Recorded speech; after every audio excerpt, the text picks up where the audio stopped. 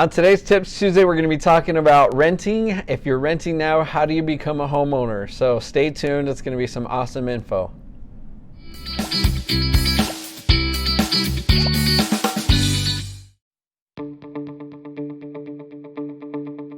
So today on Tips Tuesday, we are talking about home ownership. If you are currently renting, how do you start the process? How do you become a homeowner? So we've got some awesome tips for you today, so I hope that you stay tuned because it's going to be some really good info and tools and things to help you get started. So first one is one thing that's important is getting a good financial picture of your situation. So so many people think, oh, my credit's great, or I've done this, Credit Karma shows me this.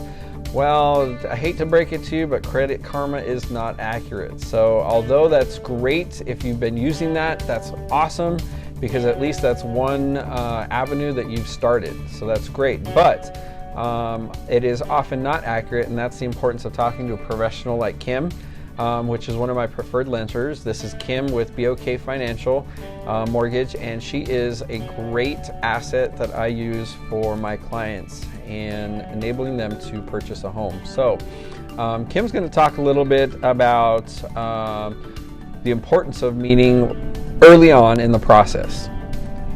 Absolutely. I'm a huge believer in get your plan together, have your strategy. So you know what you can afford in rent if you've been renting, right? How much have you been paying in rent, and how can that look different to a mortgage payment? So we're going to start with a goal payment. But we need to take a look at that credit, and as Kevin said, Credit Karma, it's a great way to monitor a couple of different things on that, and I don't want to go too deep, but they're using typically one credit bureau, and it's a different scoring module compared to what we use when we pull all three bureaus, being Experian, TransUnion, and Equifax. With all three bureaus, we're going to use your middle score. And the scoring module is looking at how likely are you to repay a mortgage. So when you pull your Credit Karma score and we pull our Tri-Merge credit report, most likely the score we pull is going to be lower, and it can be anywhere from 5 to 20 points. I've seen it kind of all over the board. So very important to start by seeing where your Tri-Merge credit scores are, and then to talk about what your goals are. Like, what do you want to pay in a mortgage payment? What type of home? Because that's going to be different on what your mortgage is going to be. Because if you're looking at a townhome or condo, and even sometimes the single family, you're going to have a HOA, homeowners association fee that's associated with that. Do you have funds saved? And a lot of times as being a renter, you may not, which doesn't mean that that takes you out of the buying field. There are some amazing programs out there, and we're going to talk a little bit more about CHFA, Colorado Housing Finance Authority, today, and how CHFA can get you into a home. And it is one of the best down payment assistance programs, in my personal opinion, that's available to our Colorado residents. Yep. Yes, and absolutely, that's important. So the reason why I like my clients to meet with a lender first is because there's so many challenges that could come up that we need to know about right away. So if it is something that is simple, great news, you can move forward. But if it's not, if it's something that's more difficult, which could be an error on your credit report, maybe someone else's lien or judgment is coming up on your credit. That happened to some clients of mine, that they pulled their credit right before closing, and so there was a new judgment that was coming up that wasn't even his. So they had to send in documentation proving that it wasn't him, that he wasn't the person that they were talking about. And that can be a huge factor in you being able to buy a house. So you want to know about those things early. It's important to know about them early on than later, because when it's early, we can deal with it, get it out of the way, figure out a plan. When you don't know about it, that's the problem. And if you wait thinking, oh, I've checked Credit Karma or whatever platform you're using, you think that you're okay, but a lender has more stringent requirements because they're actually responsible for that money. They're on the hook.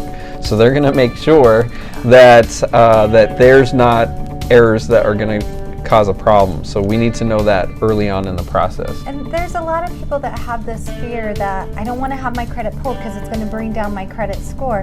Credit inquiries is a part of what makes up your credit score, but you have to start somewhere. So we do want to start by pulling that credit and seeing where all 3 credit bureaus are, and maybe there's something very simple we can do, like maybe having you pay down a credit card and letting that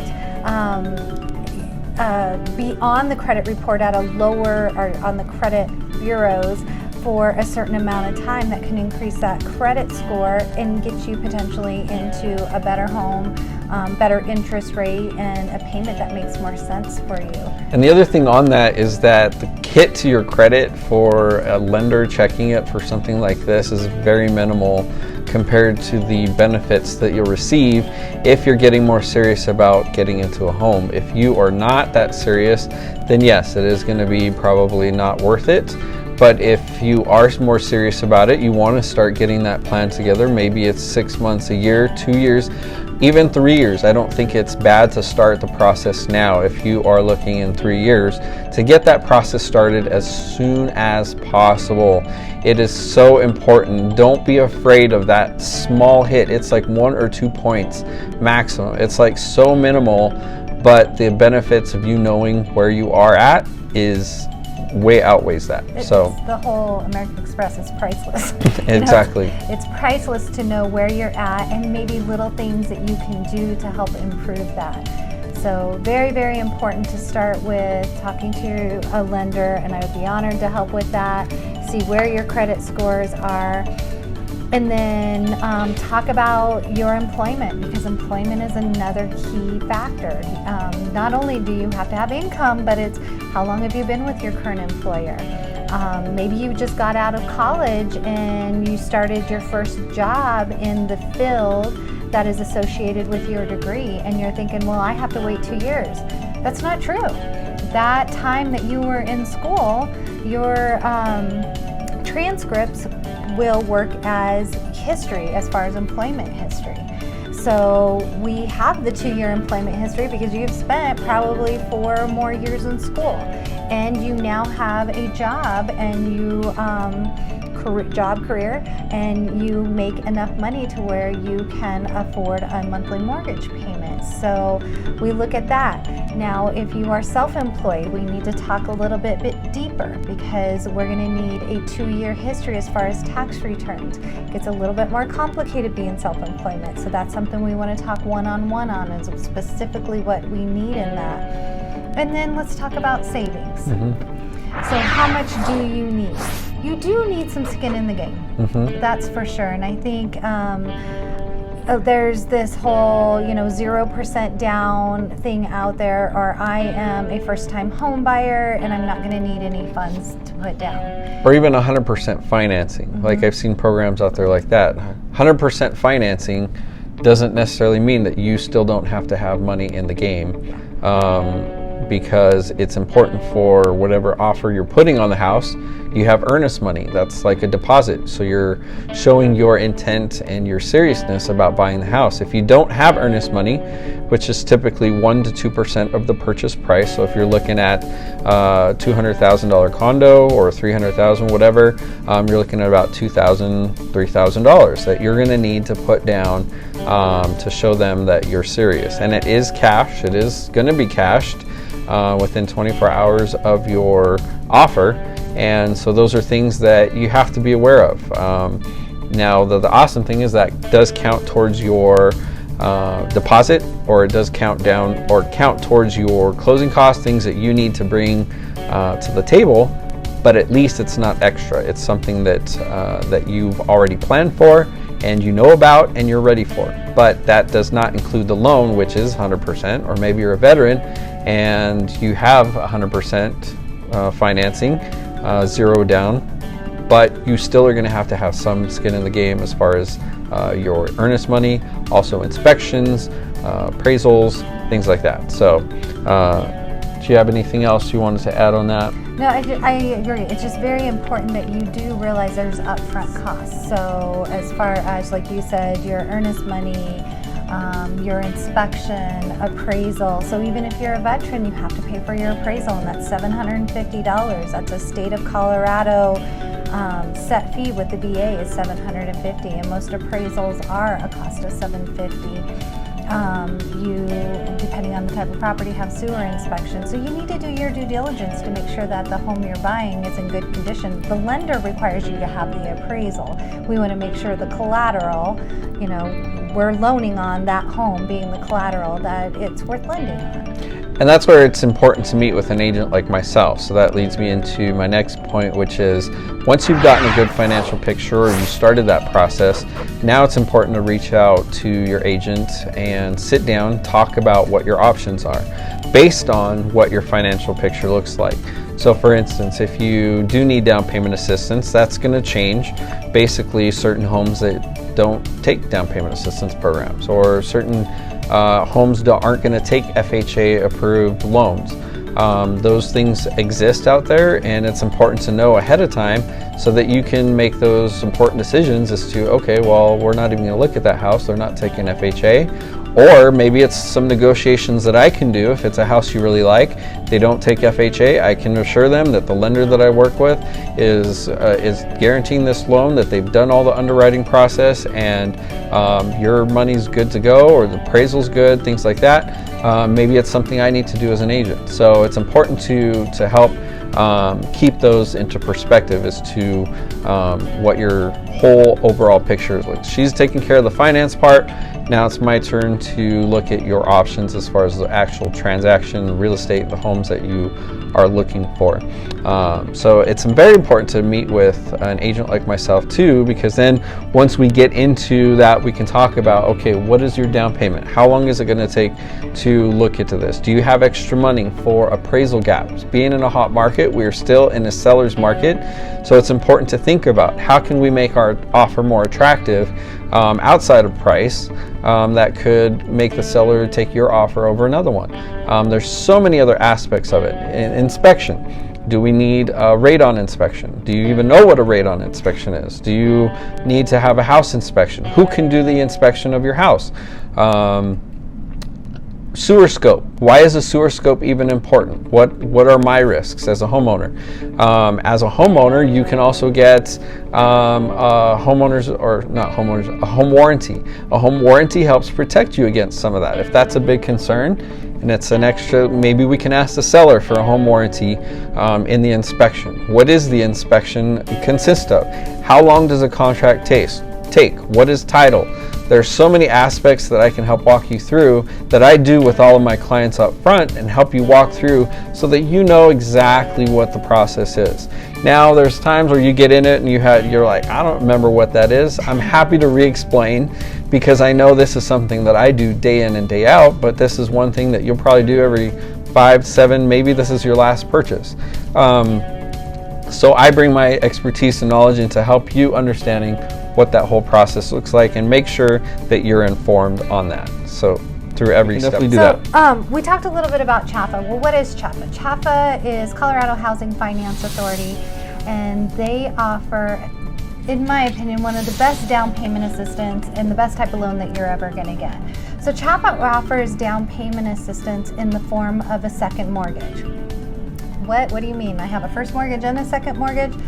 The answer with CHFA is yes. If you're utilizing the down payment assistance, you're going to have your first mortgage, which is going to require a down payment at 3 to 3.5% down. And then with their down payment assistance, it becomes a form of the second mortgage, meaning that they will loan up to 4% of the first mortgage. So it's going to depend on your sales price, what your first loan amount is, to then equate to what that second mortgage is. Well, how do I pay it?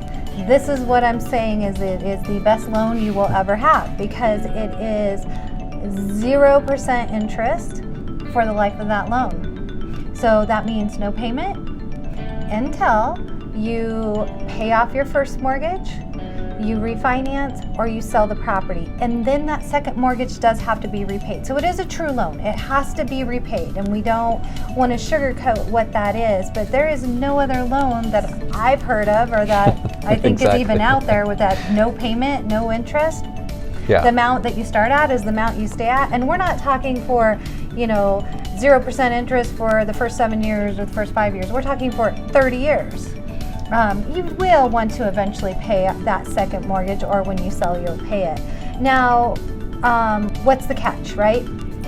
So there is a catch, and the catch is income limits. So it's truly out there to help someone who doesn't have the money. Maybe they are able to pay that $2,000, because I know there's rent out there around $2,000 a month. They can pay $2,000 a month, and that easily can equate into a monthly mortgage payment.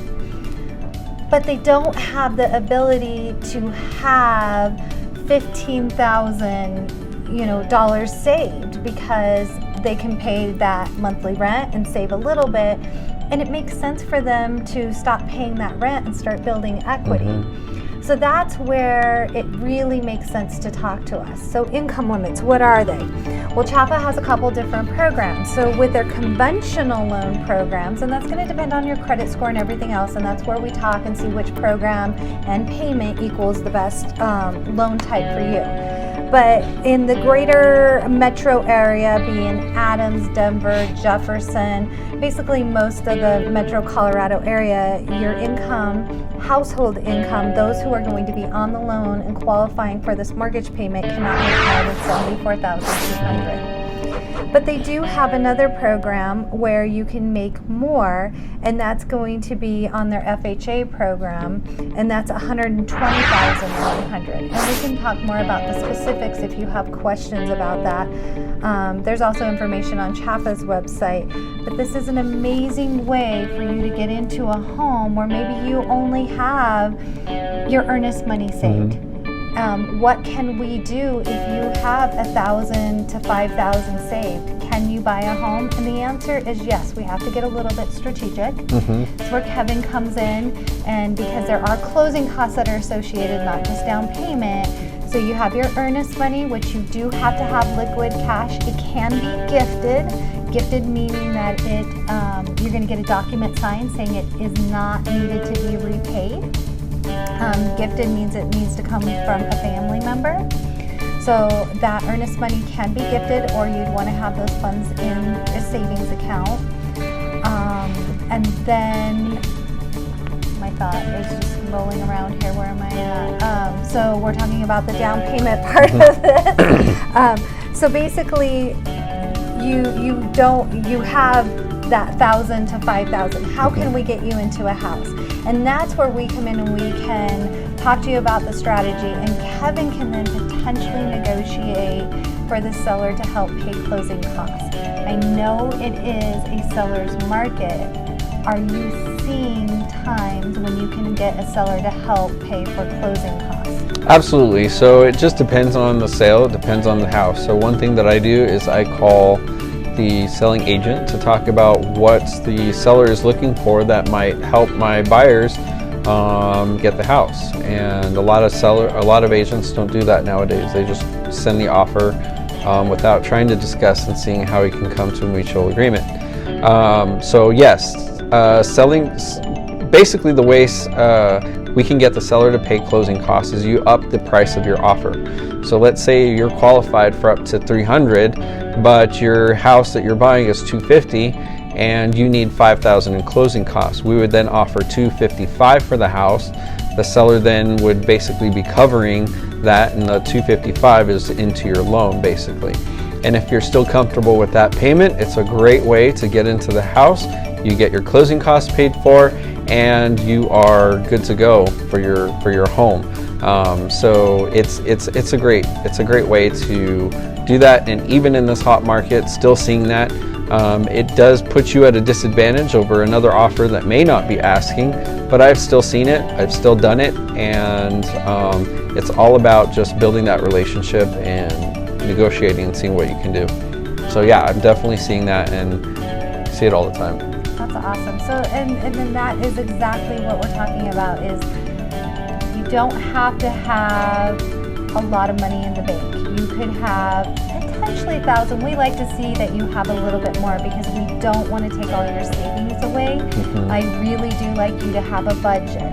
I like for you to have savings after we close. I think that's very important. And we're knowing that more than ever in some of the circumstances that we're in right now, is having savings is really important.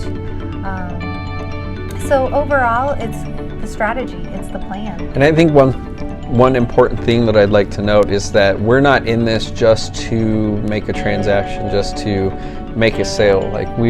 Just like Kim said, we want to make sure that you can afford the house, that you are not going to be house poor, that you're not going to be regretting this decision because you can't afford it. And really, we want to have a good financial picture, make sure that it makes sense. Ultimately, of course, it's your decision. It's your money. You do what you want with it, but we would rather you have the information, the resources to make that decision and make sure it's the right fit, make sure you can qualify, make sure you can make the payment beforehand, because that's the time to do it, not a year into it when you can't afford it any longer.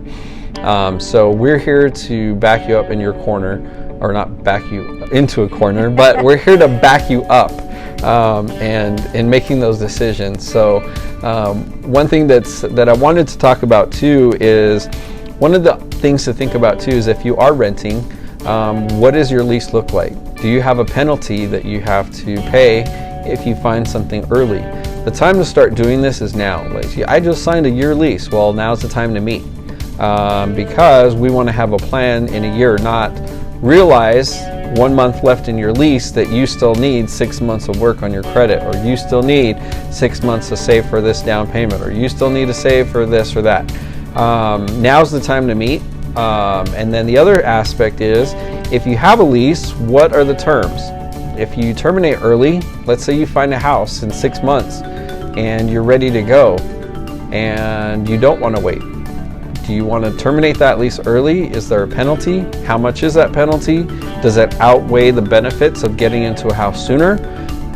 Sometimes what I've seen with some of my clients is, if they actually find a tenant, then they can actually waive the fee.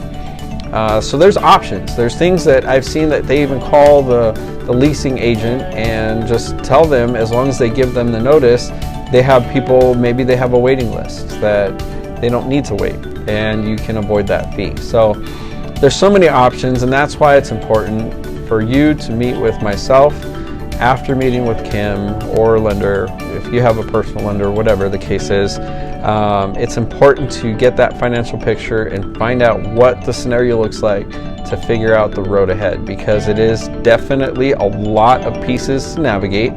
There's a lot of steps in the process, and the more you know sooner on, the better. That's the important thing. Did you have anything else you wanted to add to that? Actually, yes. So I do have a wonderful tool. I have a mortgage calculator, and it also has an affordability calculator on there. So wonderful for you to play around with some different scenarios. Okay, I make this much money per year, and this is the amount I think I can afford towards down payment, and this is what my monthly debt is as far as car payments, student loans, credit cards. And you put this information in there, and you want some interest rate, but that's where you can talk to one of us and we can help you with that. But this is a tool where you don't have to use me as your lender to utilize it. It's free to you, and it is just awesome to play around with. So that's the affordability one. The other one is the mortgage calculator, and that you can utilize when you've met with Kevin and you're playing around with the mortgage calculator, because now you see a property that comes up and you're like, yes, I like this property. And you put in the sales price and you put in the taxes. We'll give you an idea what your homeowner's insurance is going to look like on a monthly basis. And you put in your credit score because you've met with the lender and you know where that is. And it will calculate where your monthly payment's going to be. So you know before actually going to look at a property that, yes, you feel comfortable paying that mortgage on a monthly basis.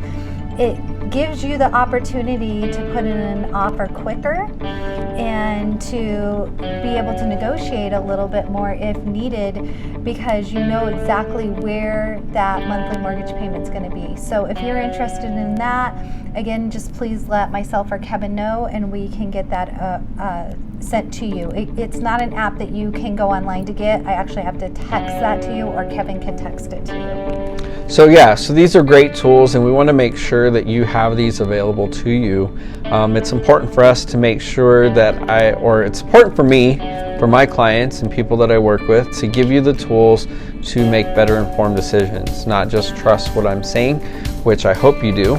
But it's not just to take my word for it, but to give you the power and the tools in your hands to make those decisions. So these are great resources. That's why I partner with lenders like Kim that can actually empower my clients and people that I work with to make more informed decisions. So today what we want to offer to you is not only Kim's app as well, but I also have an app that you can search for homes. So Kim is great on the finance mortgage side of it, and my app is great if you're starting your home search. You just want to see what areas are available, things like that, what's available in those areas. It has a GPS enabled search, so that if you're in a specific neighborhood and you're like, wow, I think I'd like to live in this area, what do houses go for, you can see what's available in that area at the click of a button. So it's a great resource. It's an awesome app that if you also wanted to schedule a showing, if you want to see anything,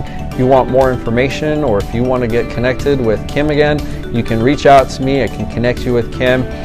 It's a great thing. So I'll put the link in the notes below, or you can private message me. Happy to send you a personal invite to that app so that you can actually get connected with that as soon as possible.